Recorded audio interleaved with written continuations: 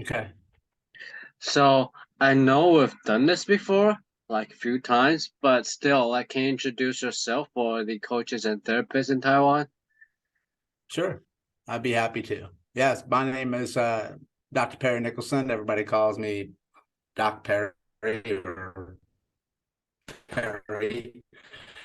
Um, so let's see. Well, my dude that I hang on a wall so I can take care of people with my hands is chiropractic, but that's only a small little part of what I do. Honestly, people ask me what I do, and I'm like, I don't have an answer because it's pretty much everything. So I just try to take care of people who have chronic pain that they can't get rid of, and they've tried a lot of stuff, including traditional chiropractic, and that's what stop chasing pain means. But I found myself that I want to work with trainers a lot and teach them one because I've been working out since I was 14 years old. I was into bodybuilding and I love it. It's saved my life and transformed my life. But the trainers, you're on the front lines. You are coming in contact with people who have the aches and pains or stuff that they're not going to see their doctor for, and just teaching them how to move better, more body awareness for them. They typically get better from their musculoskeletal pain and discomfort.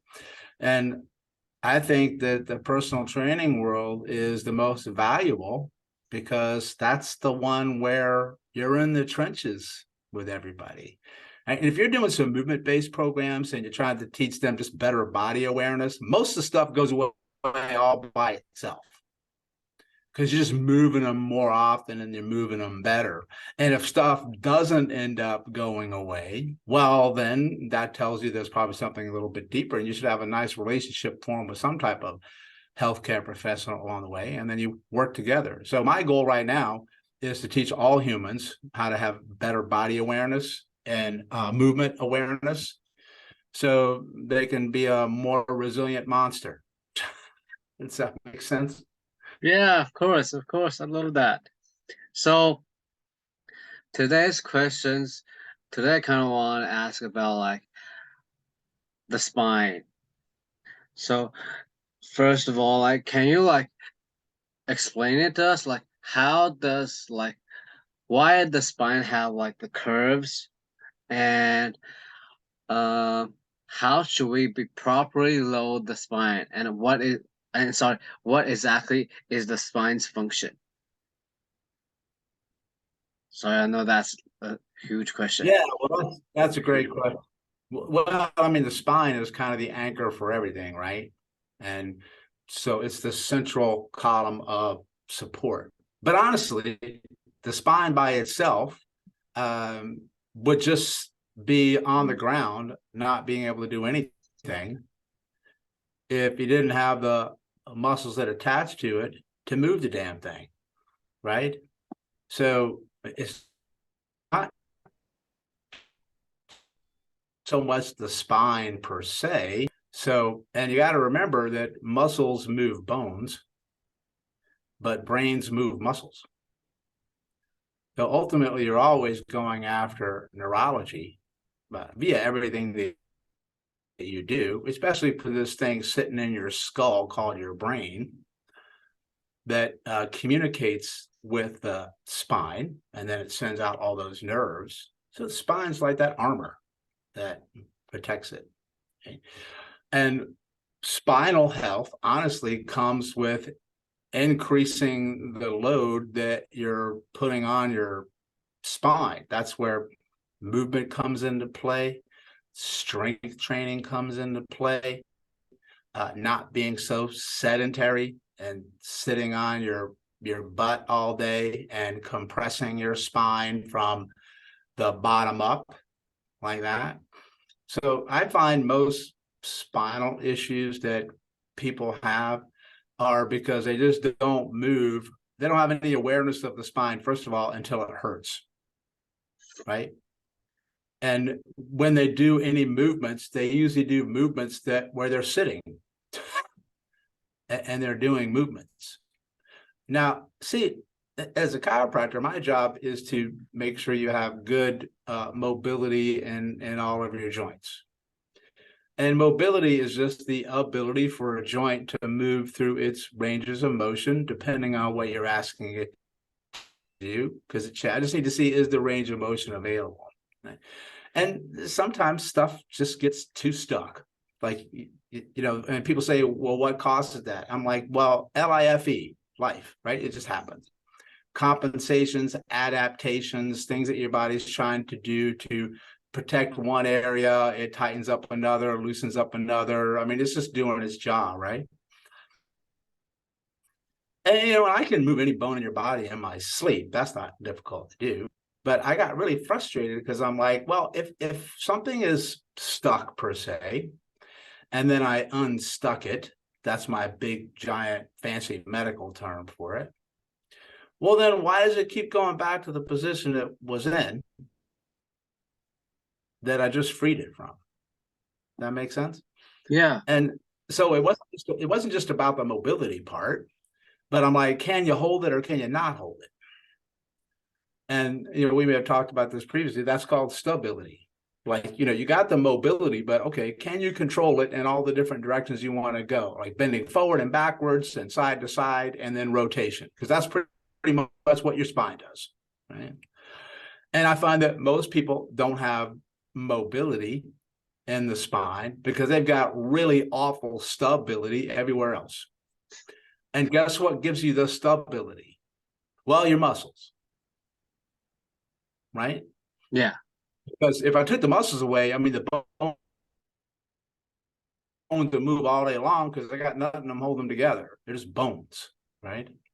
So that's why movement works so great, or what they call quote unquote core work. That's kind of a slang term these days because everything works your core, honestly. I mean, if you sneeze or you cough or you laugh or you throw up, congratulations, you just worked your core like a boss. I mean, that. And if you get better at the stability, then you can generate the force. And most people, they don't have the stability.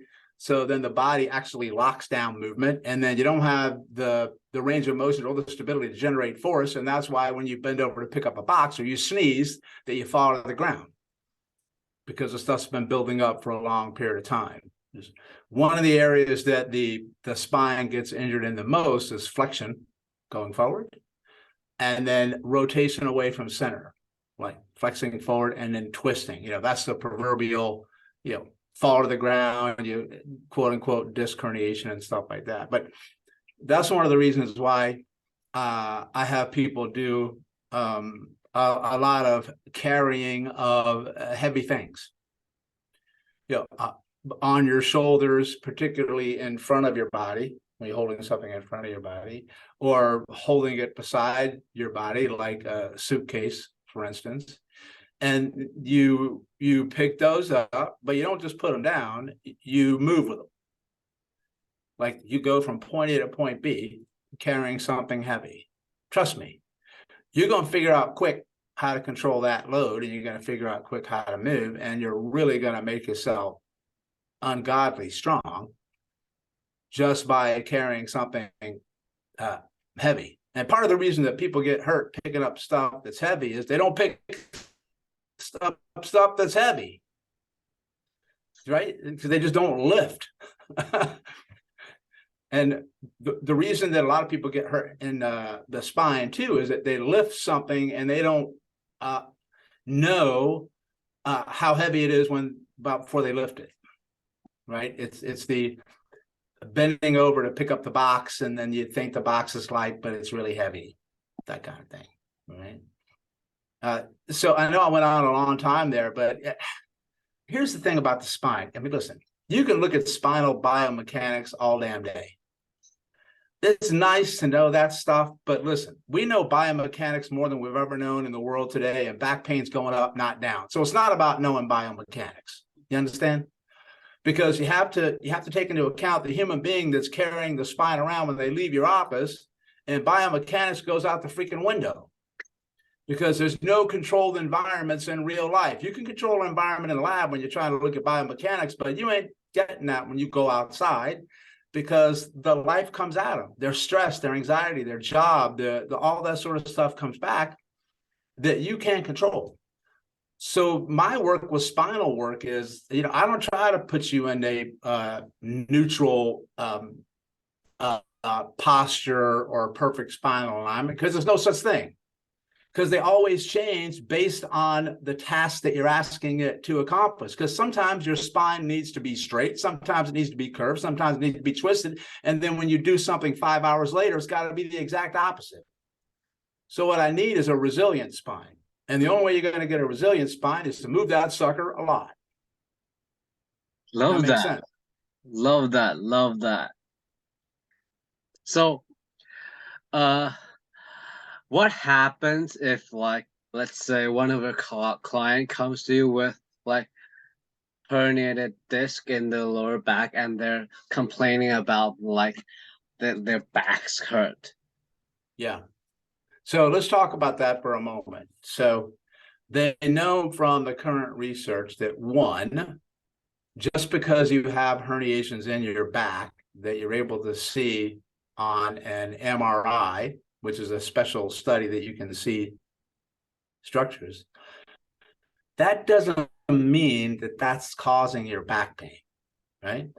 So we got to be careful when we mention herniations, because when somebody sees it, they automatically blame it. Now, I'm not saying that it can't be the cause or a piece of it, but there's a lot of people walking around with disc herniations that have no idea they have disc herniations, because they don't have pain, but the disc herniations are there. And then all of a sudden, if you find one and then you point to it and you blame it, well, the other person's automatically going to just say that that's the reason. And it might not be. Or maybe you got 3 other reasons on top of it. And if you're only going for the disc herniation, you're going to get lost. For example, maybe your hips don't move. Right? Maybe your thoracic spine doesn't move. And I'm going to contend, if you got a herniation in your lower back, that's probably the case. Because if hips don't move well and the thoracic spine doesn't move well, guess what all the extra movement has to come from? Well, your lower back. And then stuff rips and tears and pulls and herniates, and whatever word you want to give to it. You just get injured, and everybody goes after the back. Now you should, because the back hurts and I want to treat it. So you know that I understand your pain and I'm showing you some empathy, but I'm going to look everywhere else, right? So first of all, disc herniations don't mean it's a problem. But even if it is a disc herniation, don't just look at the disc herniation. Then ask yourself, why in the hell did you get a disc herniation in the first place? Right? And that's because there's other areas of the body that have to work with the lower back. And then here's the thing. When your back hurts, where does everybody look? The back. Right? And that's great. But here's what I tell people. When you have a disc herniation, the first place I want you to look is the front. I want to look at your abdomen. Like the tightness and tension in your abdomen. And holy cow, all of the core muscles that sit there that give you the stability that you're trying to train with your clients. The transverse abdominis, the rectus abdominis, the internal oblique and the external oblique, and then the diaphragm. Right? The diaphragm that sits up underneath, and all of the organs. Because people have a lot of excess tension in the front of the body, which can actually cause the herniation in the lower back, because when you tighten up the front of the body, you tilt your pelvis. And you tilt your pelvis backwards. So when you contract the front of the body, your pelvic bones tilt backwards in what's called a posterior pelvic tilt. And when you do that, you automatically straighten the lower back. So you lose your lumbar lordosis, and you're much more prone to getting an injury, because now you're stacked on top of each other, and a straight line is not as powerful as a curved line.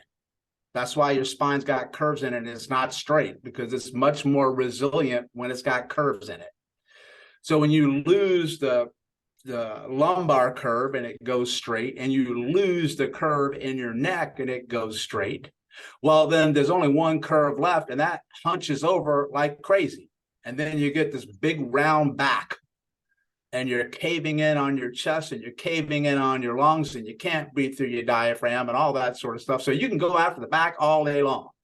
What I'm telling you is you need to look at the front to start to release the tightness and tension and muscles in the front, but then start to work some of those muscles in the front. But it can be difficult to do that when your back hurts, right? Yeah. So that's why I like to get people and do a lot of movements on the ground. Because if I can get you into a position on the ground where you feel comfortable, then I'm going to have you start to engage your core muscles when you're comfortable. If I try to push you into engaging your core muscles and it hurts, well, you're one, and you'll likely not want to do it. But two, your nervous system isn't going to change anything because it freaking hurts when you do it. Yeah. So that's why you get down to some fundamental patterns that I teach people all day long, and people do them in very easy ones, not the advanced stuff that you kind of see in yoga, like a cat or a camel, right? Or like a little crawling pattern, like get on your hands and your knees and crawl forward and crawl backwards. How about this? How about you crawl left and right? How about you crawl in a circle? How about you crawl in a figure-8 pattern, right? All those sorts of things.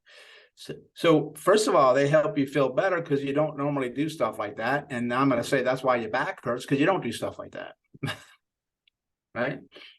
So I'm not a big fan of.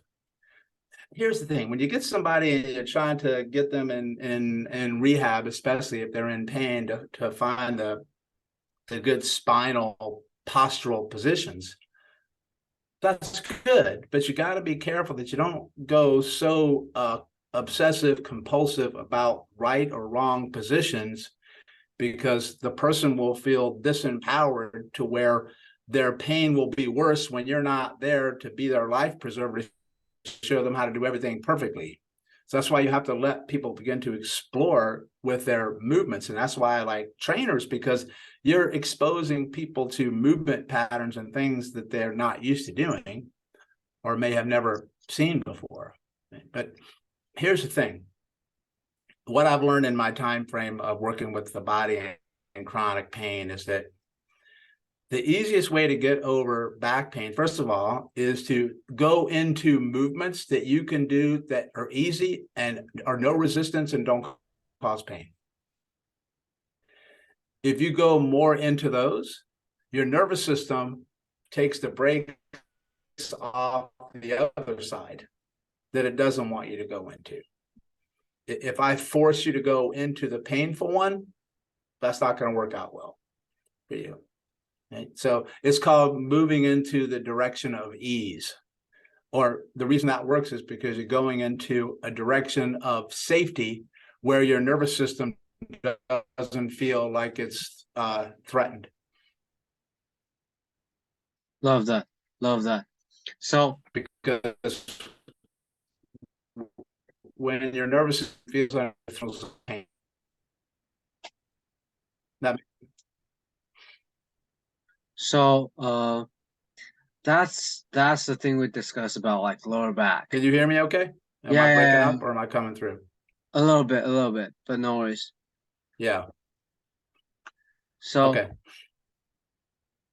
That's the thing we discussed about like lower back. What happens when the hernia disc is in like the neck region? Yeah, so it's a very similar thing. First of all, the herniations in the neck or the back can really be painful. And I'm going to contend that neck ones probably will immobilize you even more because they sit closer to your brain. So anything that's closer to your brain automatically becomes more important to your brain, right? But just because it's in a different part of your body, the same rules apply, where you need to look at the muscles in the front of the neck. A lot of people will have a huge amount of weakness in the anterior neck muscles here. And the reason being is because they have a rounded shoulders, and then their head goes really far out over their shoulders like a turtle coming out of a shell. And then the muscles in the front elongate, and then the muscles in the back of the head get tight. And then now you have tight muscles in the back, loose muscles in the front, and then now you have no stability to the spine. And then your spinal cord, your spine itself, instead of your head being pulled back over your shoulders so you can get that curve in it, it becomes kyphotic, and it actually becomes straight or reverses. And then you have that, what they call that linear top down force. And so all of gravity now pushes down in the center of the neck here. So one of the keys to helping people who have neck pain is what you would do to help somebody who has lower back pain. You still work the same relationships, because here's what I look at. It's like, okay, it's the same mechanism that's gonna cause these things to happen, unless it's traumatic. Like if it's traumatic where, you know, you get punched in the head or you get in an accident and you get a whiplash, you know, that's a little different. But, you know, if you got a herniation and you're like, well, what the hell did I do to get a herniation? I don't remember anything. I'm going to say that it's the same mechanism. It just manifested in your neck, and then another person it manifested in their back. But I'm still going to go after helping that person the same exact way. Why? Because your neck is connected to everything else, right? But everybody just isolates the neck. That's also actually one of the interesting reasons why when you see the prevalence of disc herniations, like where they happen the most, you'll see that they're going to happen in the lower back a lot. Then they'll happen in the neck. But where they rarely happen is in the thoracic spine, right? Yeah. So that tells me this. Everybody's chasing where stuff is. I want you to go after where stuff is not. So the key, what I mean by that is this. If the neck and the back are always getting trashed, ask yourself, why in the hell are my neck or my back getting trashed? And what's not getting trashed? Maybe I should look there. But nobody, and one of the reasons that people don't look at the thoracic spine is one single reason, because they don't complain of pain there. Yeah. It happens, but it rarely happens compared to the neck and the back. Yeah. But anytime I have people with disc herniations, I find one of the biggest culprits is a restriction in thoracic spine mobility and the vertebra, and hang on, but also the ribs as they articulate to it along the back and the front. So because most of your rotation, let's think about this. Most of your rotation in your spine happens in the thoracic spine. Yeah. So first of all, you got 12 vertebrae, so you got more of them, and they rotate, I think if I remember reading, is somewhere like 2 degrees per segment. So you got 2 times 20 times 12. So you got a lot more of them, but a little bit in each one, but it's the quantity, you understand? So if the thoracic spine can't rotate well, that's energy, right? That energy, it can't go twisty, so it's got to go somewhere else. It just doesn't disappear. So one place that it could go is flexion and extension, but guess what? If you're hunched over like this, you're not going to flex and extend much because you're curled over like a cashew nut. You can't do it. Yeah. And then the body has to say, well, my goodness, guys, I can't bend forward and I can't go backwards, and I definitely can't twist. And this cat Perry never goes sideways this way. Well, where can I send all that motion? Well, guess what twists more? Your low back and your neck. Okay? That you already can control, even in flexion and extension, and they're stacked up on top of each other like this. And then that's why when you flex and then you twist, you're in that sweet spot of vulnerability, and then all of a sudden, boom, it goes. Okay? So that's why I focus a lot on the thoracic spine. That's also why in the world of personal training, that's really great, because I see trainers look at thoracic spine mobility a lot, because you need to coach people on how to press something over their head. So if they can't press something over their head, then they're going to move. They're going to do what? They're going to move the neck forward, and they're going to try to lean backwards because they can't open up in the thoracic spine. And if you're a good trainer, you're going to see that. Yeah. And you get them into some thoracic spine mobility drills. There's like a billion of them. Just pick one. And then start to free that motion up. And then this person's going, oh my goodness, I mean, I got better neck, I got a better low back. And then you're coaching them through that sort of stuff. Because when you go to your traditional medical doctor, right, or a surgeon, and your neck's got a herniation and your low back's got a herniation, I'm going to give you one guess where they're going to focus 100% of their effort. Right where they're looking at your herniation. Right? Because that's their job, and then that's how they look at stuff. But you, as a fitness professional, you look at the whole thing. You look at the whole person, right? So that's also why it's great that if you need surgery, you get the surgery done, but then you get your rehabilitation and your movement fitness professional in at the same time. But even if you got to go into surgery, how about you do some movement stuff before you go into surgery? Because then what you'll likely find out is that you will recover faster from your surgery. First of all, because you got better oxygen and blood flow everywhere. And then you're going to get through your rehab faster, so you can get back to doing what you love quicker and faster. Does that make sense? So it's just the fundamentals and the basics that if you look at now, let's talk about the tree as well. Because people ask me about the spine. I'm like, well, separate that sucker from everything else. So don't just study the spine, because I have to tell you, if you have ankles that don't move well, your spine's you're going to feel it in your spine. If you have hips that don't move well, you're going to feel it in your spine. And that's why when you do work with a trainer and you get them on some easy ankle mobility drills, you get the calves a little bit stronger. Maybe you get them into some barefoot training, because you know how important the stability on the bottom of the foot is and how the range of motion in the big toe is important. And then they're going to say to you, hey, you know what? I don't know if this is all in my head or not, but this is the craziest thing. Been working with me on my ankles, and you've been helping with me on my hips, and my low back and my neck feel freaking phenomenal. Does that make sense to you? You're like, yes, it does make sense, because it's all connected, right? It's all connected. That makes sense. I don't went on for a little bit there, but there's a lot to unpack in here in relationship to what to look at. But I don't want trainers to get overwhelmed, because listen, you're already looking at this stuff, man. You're already there.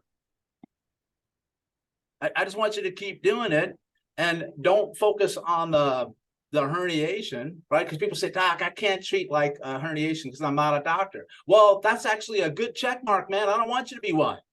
I want you to go on the other side of it, and instead of looking at where their pain is, let's simply say, I can't treat pain as a fitness professional. Perfect. That's exactly, I don't want you to. I want you to look at everything else that doesn't hurt, because I'm going to contend to you that that's where the pain's coming from.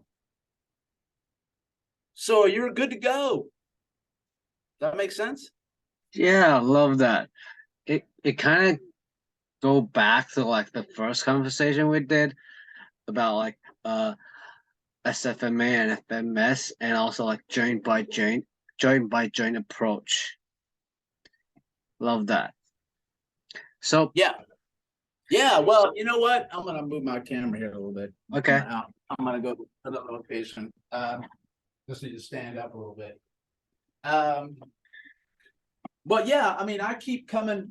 I can't go there. Hold on. Don't worry, everybody. If you're listening, or I got you, we'll get to. I'm speaking to the mic here. Well, I go back to the SFMA for everything, because it's the foundation for me. So that's why I don't really care what your diagnosis is. You know, of where your herniation is or where your pain is. I mean, I'm going to focus there, and I'm going to start there, and I'm going to treat there, and I'm going to relax there for you.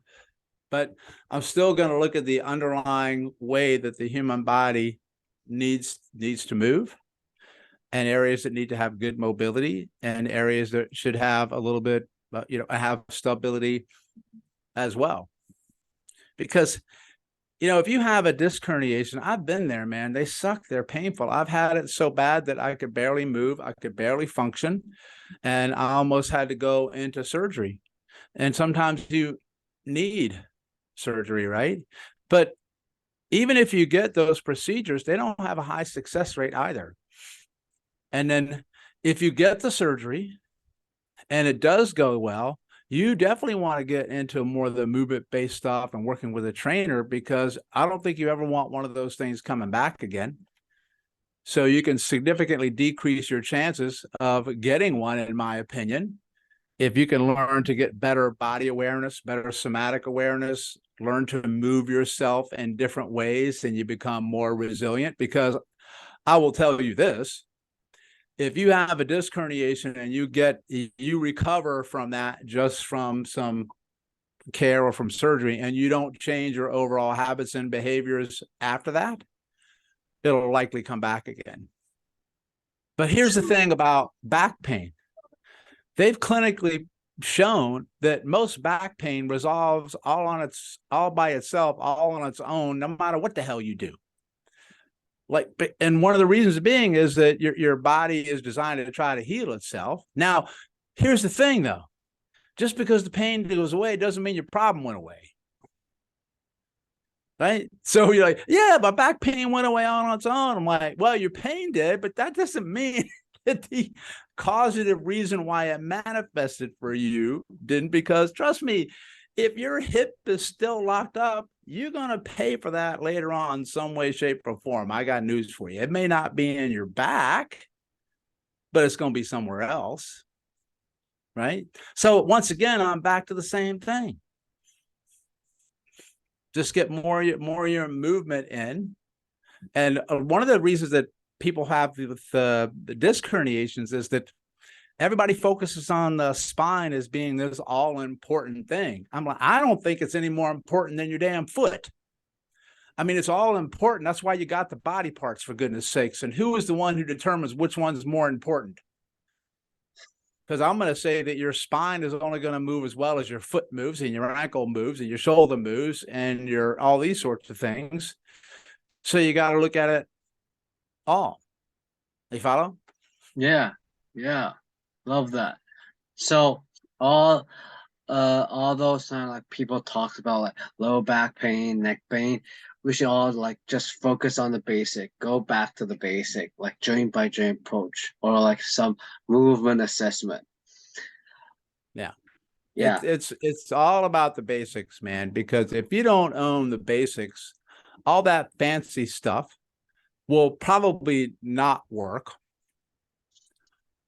But if it does work, I'm going to contend, well, how much and for how long? Because you still miss the fundamental basics, right? And people usually skip the basics, one, because they might not know what they are. And that's your job as a trainer and any kind of healthcare person, is to understand it and know the basics, so you can teach it to the people out there who don't know the basics. But here's what I find. A lot of people, one, don't know the basics, or two, even when they learn the basics, they think the basics are boring and they want to learn all the fancy stuff because they want to impress their client. And I'm like, well, listen, first of all, if you want to impress your client, know the basics and make them a monster. Yeah. And if they can move better and they can feel better and they're stronger and do what they love to do, and they see body changes, then they're going to stay with you because you're improving the quality of their life at the same time. So the basics, like learning to breathe through the diaphragm, in and out through your nose, right? Getting really good at starting to carry heavy loads where you feel comfortable while you breathe in and out through your nose, and going back to some of those basic fundamental positions that we told you about before, even just crawling on the ground, ankle mobility, hip mobility, shoulder mobility, or the thoracic spine for sure. if you free all those areas up, to me, those are the ones that you need to be focusing on. So you have to look. Trust me, your clients are looking for the results and what's going to change the quality of their life, because I will contend all day long that just because you're trying to rehab your back and you're standing on a Bosu ball wearing a blue lens over your eye on the left and a red one on your right, and you're whistling and you're juggling a ball, doesn't mean that you're getting more benefit for your back or your nervous system than me getting you on the ground, bending your knees, putting your feet flat, making sure that you're safe and comfortable, putting your hands and massaging your abdomen as you breathe in and out through your nose to control your diaphragm. I'm going to tell you, you're going to get way more out of that than the other one. Yeah, true. So let's say after like the trainer, or like let's say after you've done the movement, after you finish the thoracic spine mobility, and they feel their spine or their lower back or their neck feeling better, would you like load them, like let's say heavy squat or like heavy deadlift with these like clients? Yeah, you absolutely can, right? It's going to be individual though, because there's a couple of things. People always say, I can't squat because it hurts my knees or hurts my back. Like it's not the squat that's hurting it, it's the way you're doing it. Right? Because I got a lot of people that can squat all day long, right? So you have to look at, first of all, your requisite ability to do a squat. For a squat is one of the most complex movement patterns for any human being to do and to put load on it. Because I have people that can't squat with their own body weight without leaning to the left and leaning forward, and they're all over the map. And you want to throw load on that? Now, the thing with load is sometimes adding load to somebody makes them move a little bit better, right? But it doesn't mean that it's good for them because it's changing that. But I'm also going to go back to what we said before, is that in order for you to squat well, you better make sure you're moving your ankles, you're moving your hips, so you can extend in your thoracic spine and you can pull your shoulder blades back. Because if you can't do that, I don't care how much weight you put on your back, you're gonna end up herniating your lower back.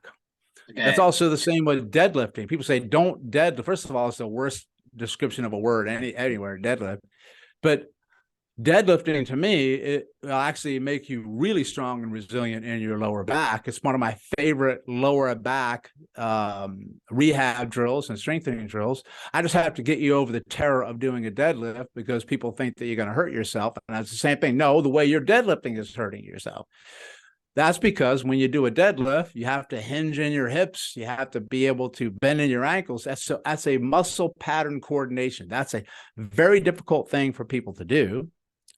But then I tell people that, well, if you get down on the ground on your hands and your knees and you do a rocking pattern back and forth, guess what? You're doing a squat, but you're doing it in a different direction. So it's the same thing. And you got a little bit more stability on the ground when you do it, because instead of your feet on the ground, you got your hands on the ground at the same time. Right? So I would absolutely move them into their first with their ability to control their own body mass. Right? Because being able to control your own body mass, that's the definition of true strength for me. Because if you can control your body mass in the environment, it's going to be pretty good bet that you can handle a load. True. But people don't want to pick up something heavy. They say, I can't pick up something heavy and carry it. I can hurt my back. And I'm like, well, you need to be doing that, right? But then that's why you also have to show them how to do it, cue them how to do it, and then move them into it gradually so you don't overload them. But then again, also, like I said before, if I'm going to carry 80-pound dumbbells in both of my hands, you better have good ankle mobility. So you're back to the same thing. Back to the sing thing. I think one of the reasons, honestly, that low back pain is getting worse and not better, despite the thing with technology and all of the research and everything like that, is because everybody's just looking at the back. Yeah. You need to go after all of the other areas that your researchers don't think are significant. Yeah. And to me, whatever we're doing right now to try to help back and neck pain, it ain't working. Because if it was, we wouldn't be worse than where we are now. So how about you look everywhere else? I love that. I love that. And what could be more basic than that? Yeah. So, you mentioned that like squatting and deadlift is like it is good exercise or like good rehab movement for like Yes. the lower back. What about the neck region? Is there like some strengthening exercise for the neck region so they can like do some rehab or like strengthen their muscle over there? Yeah, I mean, you can work up to a neck bridge, but that's like the Mount Everest of neck stuff, you know. So you got to tiptoe your way in, and just because something can make you better and is good for you doesn't mean it's good for you right now, right? Uh, so most people don't even do any neck strengthening at all. I mean, some of the only people I see do neck strengthening exercises are wrestlers. That's where Mm, you see a lot of the neck yeah. bridging, right? Football players, things like that, because they realize that strong neck will make you a monster on the mat or on the field. Okay. True. So it's just like with the neck, the biggest way you can start to train the strength in your neck is just to pay attention to your overall neck posture. Yeah.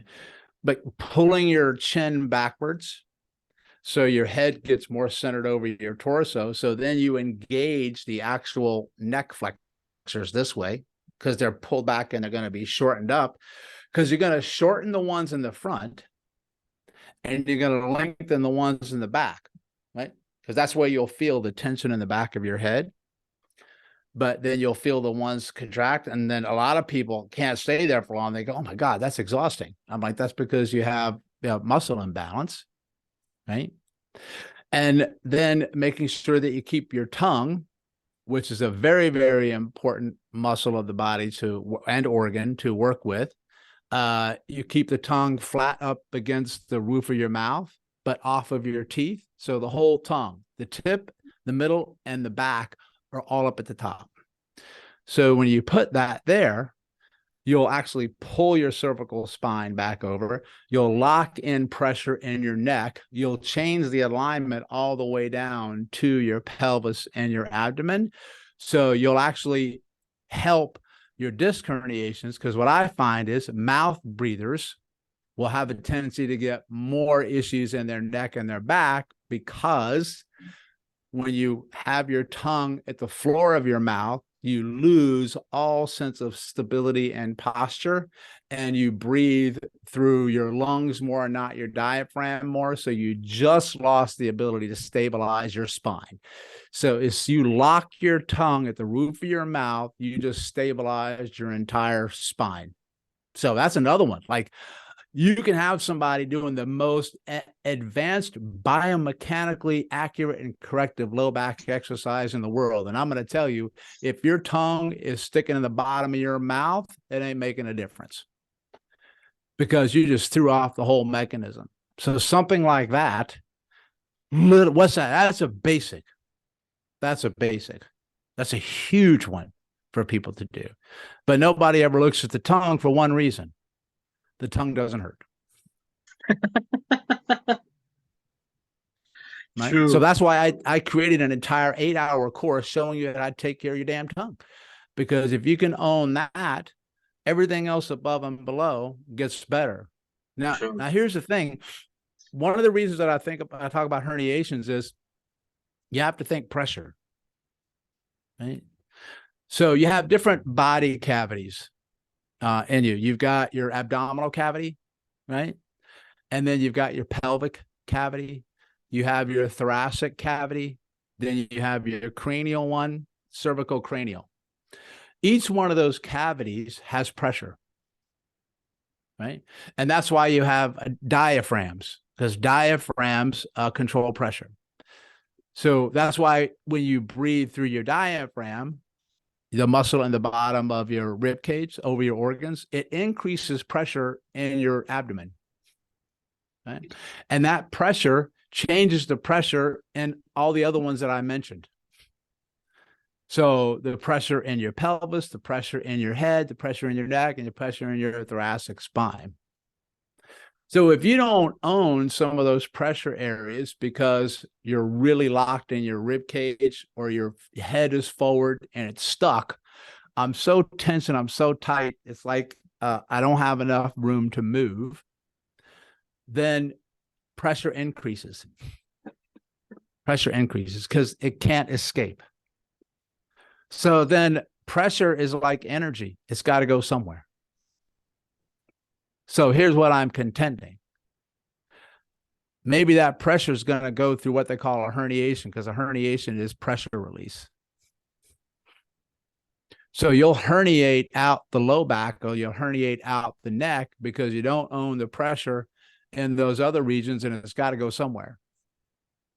That's why diaphragm breathing is so important. That's why sticking your tongue at the roof of your mouth when you breathe through your diaphragm, and you do some of the stuff that we mentioned before, right? Cool. Then you're thinking full body. That's what I like about trainers. That's what I like about fitness professionals, because you're trained to look at the whole person. Look at the movement patterns, right? Don't think muscles. Forget muscles, because physicians look at muscles. You're not a physician. That's the beauty and why you're so valuable, because you have a different perspective. You're looking at movement and patterns and the nervous system and everything else. Everything else. So for the trainers that are listening, I want you to realize something. I don't think you understand just how powerful the capacity you have with the knowledge that you're getting from your continuing education, listening to your show. Please don't take for granted that these things that you're learning and stuff you think are no big deal. Yeah. I'm going to tell you that that's the difference that people in this world are not getting, and they need it. And I think the only place they're going to get it is from you. So that's why the foot is important, the ankle and the hip and the thoracic spine and all these sorts of things. So you keep doing what you're doing. Yeah, man. So last question before I let you go, okay? And Yeah. it's gonna be a little bit hard to answer, but still, why does like a single body part like the tongue affects like the whole body, like you mentioned, like spine or like the organ or like breathing? Yeah. Oh, that's not a hard one.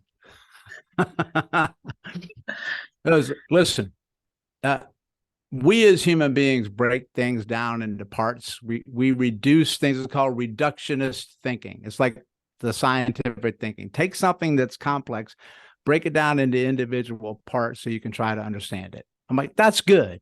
But guess what? When you put all those parts together, they don't behave the same way anymore. So they completely change what they do because they have to interact with a lot of other different body parts and different things as well. Right? So first of all, your body doesn't even know what the hell a tongue is. Okay. And we called it a tongue. To your body, it's just like, guess what? I don't have names, man. I'm one unit. When something happens in one place, I experience it everywhere. And every place tries to help the place that needs help. Yeah, and then we look at it, it's just connected through fascia, first of all. So you're a big giant web of connective tissue, like a spider web. If I move one edge of the spider web, the whole thing moves. You can't separate it, right? So we have all these different systems in the body, and I teach this all the time. I may have even said it in the last time we talked, that these body systems as well, we name them too, for goodness sakes. So we look at the systems and we look at them individually, like the lymphatic system or the immune system or the cardiovascular system or the musculoskeletal system. And your body's like, dude, I don't know what those are. And they all work together, right? So every system is an ecosystem. So they never work alone. And when you get an injury somewhere, the whole body feels it. And when you're trying to recover your little pinky finger, it ain't just your pinky finger, man. It's the whole body trying to impact it. But the finger here affects the way everything else moves. So think about it. Like, because I can't grip something the way I want to because my freaking finger hurts. Do you think that's going to change how you use your elbow and your shoulder and your core and your opposite side leg? Yes, it is. Right? So they connect together. So they don't heal alone. And so there's no such thing as these isolated injuries. This is the part I want to send it home. And I say people just don't get it when I post it on Instagram because they're not thinking of the bigger picture. I say there's no such thing as an isolated injury. There's no such thing as an isolated recovery and healing. And they say that's not true. It's because it's just to one person. No, it's not. It's the whole thing. Like I said before with the finger. We just have to stop thinking that way. Right? Because humans are moving worse than they've ever worked before. We have the worst autoimmune and chronic disease than we've ever had in the world today. So whatever model we're following and what all these research that people have, that's great. But listen, it's not transferring over to actually being functional for another person's life. How do I know it? Because I see it every day. Because we're getting worse. Right? So you need to start thinking about the bigger picture. Don't overthink so much and just start to branch out from where you are and look everywhere else. Does that make sense? So that's the answer. And that's why you have to understand and look for these small little areas that can make the biggest difference of the basics. Like the tongue is the basic. I will tell you now, if you don't own the position of your tongue, you are missing out on power, speed, endurance, durability, and you're impacting pain and compensation somewhere in your body. You just don't know it. You know it now because I told you. Yeah, man. Yeah. Love that. Love that. That's like all the question I have for today. So for the coaches, therapists, athletic trainer who are interested in what we are talking about today, where can they reach out to and where can they find your education? Really, really simple. First of all, thank you so much for having me on the show. I really loved it. I know I have a tendency to go a little off sometimes on things, but No worries. I just love it so much. And hopefully that came across today. Really easy to find stuff for me. You just type in "stop chasing pain" on any search engine and I'll show up. And then my website is my central hub for everything. So you can see all of our videos and memberships and stuff that we offer for training on people. If you want to learn a little bit more about your body, we're going to teach you. That's for sure. Appreciate it, man. Appreciate it. Thank you, brother. I had a great time. You too.